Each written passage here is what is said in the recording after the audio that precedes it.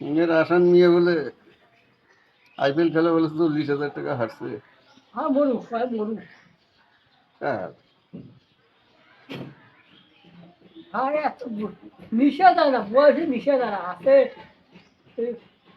ওই 40,000 টাকা হইলে 4,000 ইট হইতো না?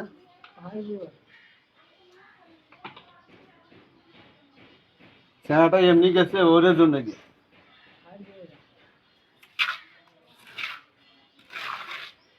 ফোকরানি লোকে ঢুকলে খেলার দুঃখ হইলো, এমনি তাস খেলা সেটা হিসাব হলো আলাদা।